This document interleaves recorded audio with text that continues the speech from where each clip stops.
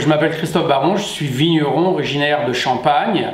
Je suis né à Château-Thierry et j'ai vécu pendant 25 ans à Charlie-sur-Marne. Et je suis expatrié dans la Walla Walla Valley, dans l'état de Washington.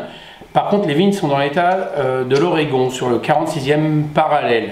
Voilà, donc vigneron depuis 20 ans aux États-Unis. J'ai planté mes premières vignes en 1997. Là, vous avez ma gamme, donc 100% esthète. On est connu aux États-Unis pour nos grenaches, nos syrahs, également nos tempranillo et nos cabernets sauvignons. Là, vous avez une gamme de grenaches et de syrahs aujourd'hui. Les premières vignes, donc, comme je l'ai dit, plantées en 97, cultivées le vignoble jusqu'en 2002 d'une façon biologique, organique. Et en 2002, nous sommes passés à la biodynamie. Donc tout le domaine est en biodynamie. Cayuse Vineyard consiste en 5 vignobles, à peu près 16 hectares pour une production de 40 000 bouteilles.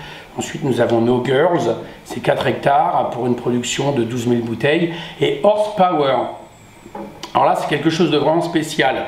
Donc les vignes sont vraiment à haute densité, c'est-à-dire entre 8500 et 12 500 pieds hectares, ce qui est vraiment quelque chose de spécial pour les États-Unis. Voilà, et tout est cultivé au cheval de trait. Nous avons 5 chevaux de trait pour 7 hectares. Je suis très heureux de voir un champenois jeune, intelligent et passionné venir comme pionnier découvrir les terroirs de ce qui est entre le Washington State et l'Oregon, et la Walla Walla, qui est une rivière magnifique et qui sera peut-être un jour aussi célèbre que le Douro, j'espère, avec des terres à vignes extrêmement remarquables, originales, des basaltes, mais sur une très grande profondeur, des terroirs de dépôt, mais en même temps sur un substrat qui est volcanique et qui est très original et qui est très propice par la nature du sol et par le climat à certains cépages dits méditerranéens, donc le grenache, ou bien des cépages un peu plus montagnards entre la Savoie et le Rhône, qui est la Syrah. Voilà. C'est naturellement toute l'histoire de la viticulture de terroir de Walla Walla qui est là, avec des premières vignes plantées comme on le faisait à l'époque, puis progressivement, au fur et à mesure que le terroir est mieux compris, mieux mis en valeur, on se rapproche évidemment de la façon de travailler des vieux pays européens, avec les hautes densités, les échalas, etc.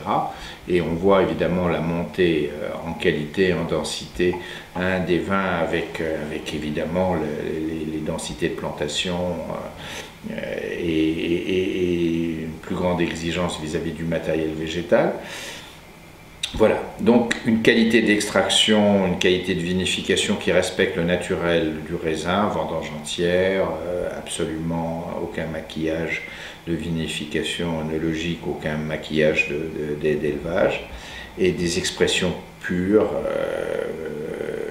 délicieusement fruitées, très amicales, très faciles à boire, à comprendre, mais en même temps subtiles et raffinée, et qui évidemment culmine avec la cuvée Horsepower, qui elle est vraiment le grand vin tel que nous l'aimons et nous le défendons depuis maintenant de très nombreuses années, où la prochaine génération a des exemples à défendre aussi du même style. Voilà.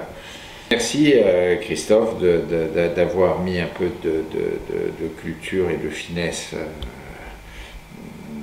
dans la côte pacifique américaine. Voilà, longue vie au domaine. Merci. Mais je crois que c'est assez reconnu. Mais ce qui est assez intéressant, c'est que moi j'ai connu la Walla Walla célèbre d'abord pour ses blancs, des sémillons. C'était la fameuse cuvée de l'école 41 qui était évidemment le chouchou de tous les restaurants de San Francisco, et j'espère que Christophe fera du blanc aussi. Bon. pourquoi pas avec du sémillon aussi. Et pourquoi pas avec du sémillon? Nous avons une production de 1000 bouteilles de vionnier. Hein. Oui. Bon, aujourd'hui, c'est rien. C'est rien du tout, c'est rien du tout. Mais par contre, un vionnier très floral sur la fleur blanche, sur le minéral, sur la tension, vraiment quelque chose de très très intéressant. La prochaine fois, je viendrai avec une bouteille de Le vionnier, voilà. c'est promis. Mon nouveau vignoble qui s'appelle Hors Catégorie, donc qui est planté sur des pentes vertigineuses de 60% Oui, c'est ça. de basalte fragmenté avec 30% d'argile. Ah, il y a de l'argile. Il y a de l'argile. Ah, on va voir le corps. Voilà, il y a de l'argile. Et là, L'argile de Claude, basalte, l'argile Claude et de Lydia qualité. Bourguignon sont arrivés sur la fosse. On a fait tous les tests et il y a 30% d'argile, 30% de sable et 30% de limon. Très bien. Et les jeunes vignes Et des vignes qui ont été plantées en 2011. Donc ça va, Ça va bien. faut être patient. Hein. Ouais. En tous les cas, merci. Pour moi, c'est un vin initiatique. Hein. Comme je te racontais, c'est mon premier contact avec la région. C'était un hasard. C'était une comme dégustation quoi, à la ça base, pourrait être première loin. fois. Hein, ben voilà. On se doutait que c'était un vin américain parce que c'est un ami qui revenait de là-bas. Mais ça avait fait, pour te dire, la bouteille est restée dans mes trophées. Ah bon, bah voilà. C'est fantastique Eh tout ça. ben, voilà, c'est une chance. Bien. T'as un admirateur. Ah oui. Vous connaissez, je savais pas que Fabrice connaissait ces vins. Si, Voilà. tu vois, à l'époque, il nous fait goûter des Winter, des choses comme ça. Il avait échantillonné un peu tout ce qui se fait dans la région et c'était ce qui était sorti. Voilà. Très bien. Donc, voilà. Voilà. Santé. Merci. Santé, chin. Chin, chin.